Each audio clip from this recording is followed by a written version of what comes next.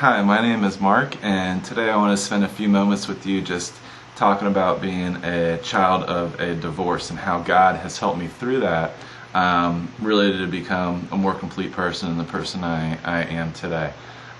Basically, when I was a junior in high school, I was about 17 years old, my parents had a divorce. Now, being raised in a Christian home, one of the main things that they taught us, me and my two brothers, was that you don't get divorced. It's a lifelong commitment. It's basically an agreement that you make out of love, of course, that you just don't turn back on. For better or worse, richer or poorer, you stay together.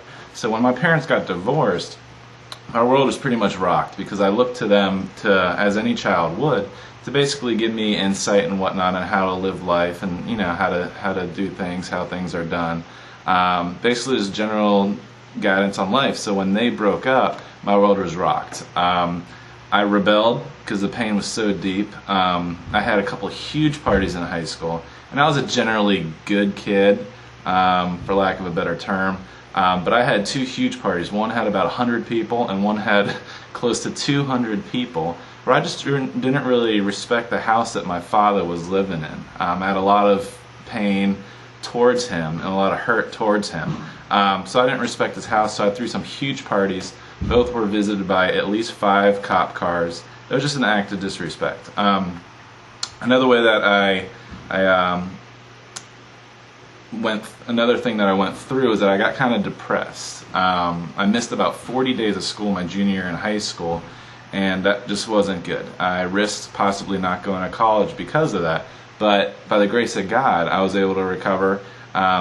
Ended up getting my grades up so I could go to a great college like James Madison University. Okay, basically at James Madison there's a big party scene. It's a great educational institution, but I got caught up in the party scene and everything that goes along with that.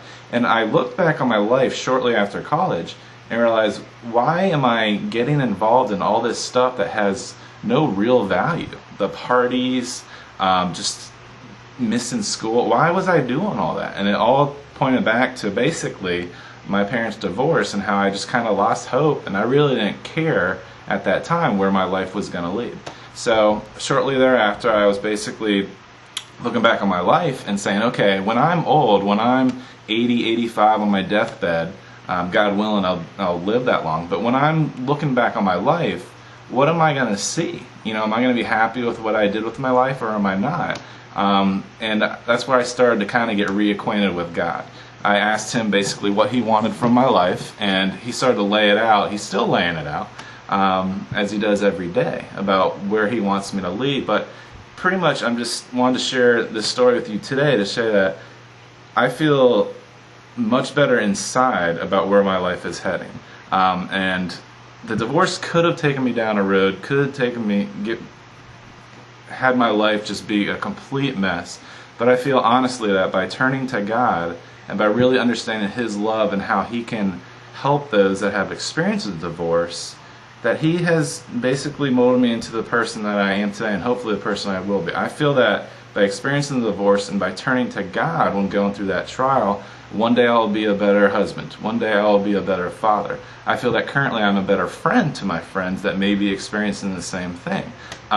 This testimony, this video right now might be helping somebody. It might help you if you're a child of divorce, saying that there is hope. Your parents, the people that brought you into this world that are supposed to give you guidance, they can mess up. They're human. It might happen. I'm not saying that divorce is okay, but you can recover from it as long as you turn to God. It worked for me, so perhaps it'll work for you.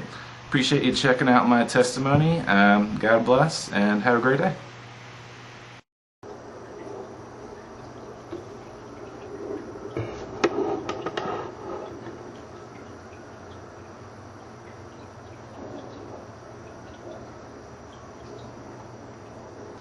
Hey, my name is Mark.